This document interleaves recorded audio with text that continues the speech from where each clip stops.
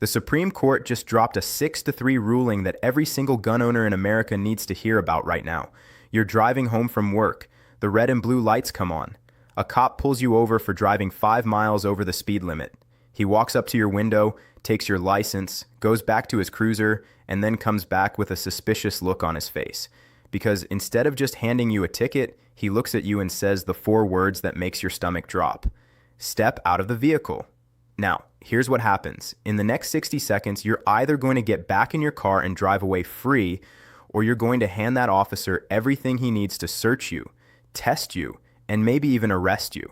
And the crazy part, most people don't even realize they're giving all their rights away, because there's a massive difference between what you have to do and what the cops want you to do.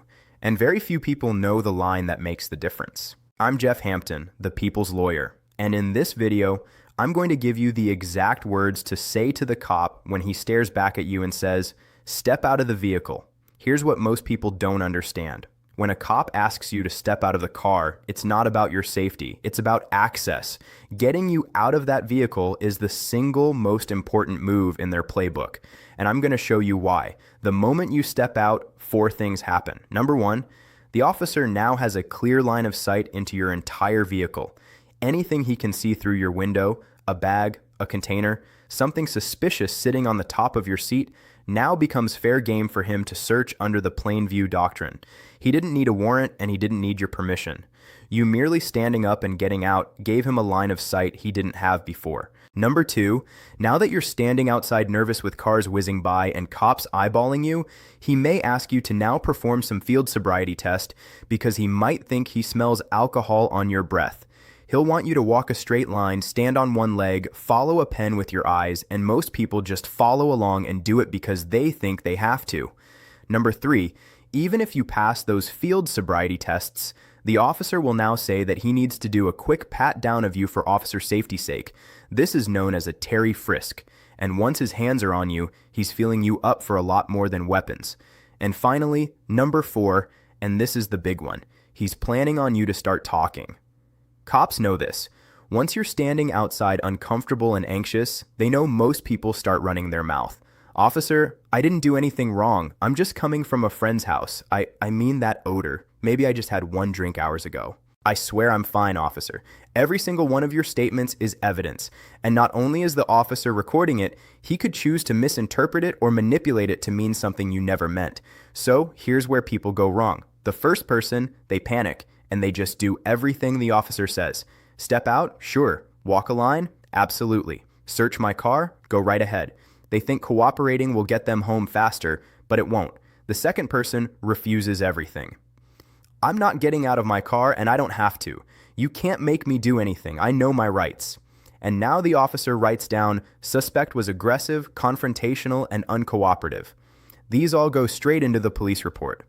And if you say it strong enough and fast enough, sometimes the officers might claim you made furtive movements or acted in a way that was suspicious enough that now maybe they can perform a search without your consent. But think about this from the officer's perspective. He does this every single day. It's routine for him. He's trained to get you out of the car because a standing person is easier to observe, easier to test, easier to search, and definitely easier to arrest. He knows that once you're out and on your feet, your nerves will definitely kick in. The talking starts, and once the talking starts, the case builds itself. He's not going to tell you that everything you say is going to be used against you. In fact, he'll probably be very friendly with you and want to spur more conversation because he doesn't want to make you aware that your mistakes will help him do what he wants to do, which is to keep you outside and ultimately get you in the back of his patrol car. Now, here's the part nobody tells you. Under the Supreme Court case of Pennsylvania versus Mims, a police officer can order you out of the car as long as he's performing a lawful traffic stop. Why? Because the court said the officer's safety interests outweigh your constitutional rights inside your vehicle. And a few years later, the Supreme Court extended this ruling to allow cops to pull out passengers of your car also. So let me be crystal clear. You do have to get out of the car if the cops demand it. It's settled law. But here's what most people now get completely wrong. They think stepping out means giving up. They think that now they're standing on the side of the road, they have to basically do whatever the cops say. That is not true. Stepping out of your vehicle never gives cops consent to search your vehicle. You certainly don't have to answer questions, and you never have to perform field sobriety tests. Your constitutional rights don't disappear just because your feet have to hit the pavement. And here's the other thing, because nobody talks about this. Under Terry versus Ohio, an officer can only perform that pat-down search if he has a reasonable, articulable suspicion that you are armed and dangerous. He can't just pat you down because you're standing there or because he wants to. He must have a specific reason to believe you have a weapon. But now you're in an impossible position. You have to step out of your car because the law requires it, but you don't have to talk.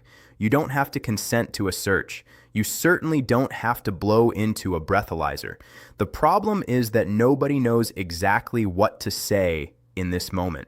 How do you comply with the law while making it crystal clear you're standing up for your rights? Here are the exact words you use. Memorize them.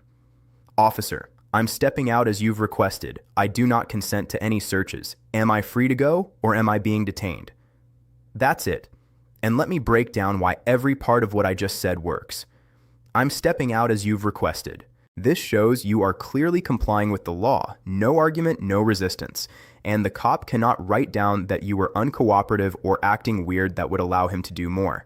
I'm stepping out as you've requested. I do not consent to any searches. This is critical. You're drawing the line clearly, and you're putting it on camera.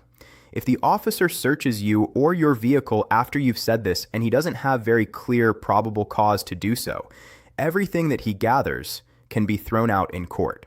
I'm stepping out as you've requested. I do not consent to any searches. Am I free to go or am I being detained? These magic words force the officer's hand. He now has to make a choice. If you're free to go, the stop is over. If you're being detained, he's going to now have to articulate why. Either way, you've put the legal burden back on him. But what do you do when the officer pushes back? Because you know he will. If the officer looks at you and says, okay, man, look, I'm going to let you go, but only if you perform these tests real quick.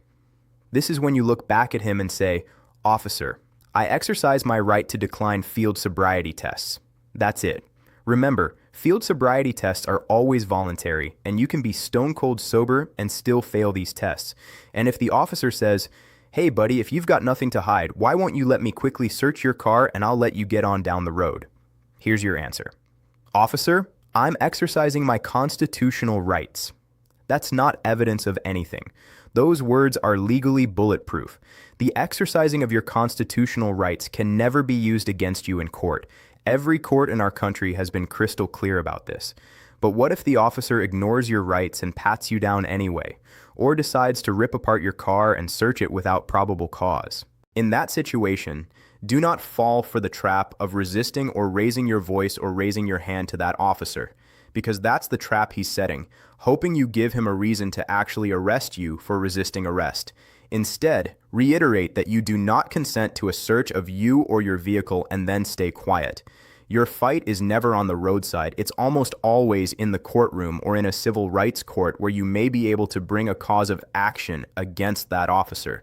Those are the exact words, the exact framework. Understanding the law, recognizing the officer's trap, knowing what to say and when to say it. This is what makes the difference between those who drive away free or those who are held on the side of the road and maybe their car is torn up or they end up in jail. But wait. What if instead of asking you to step out of the car, the officer leans into your window and says, snorts, I think I smell alcohol. Check out this next video where I break down the exact words you can use to stop cops when they claim they smell alcohol. See you over there.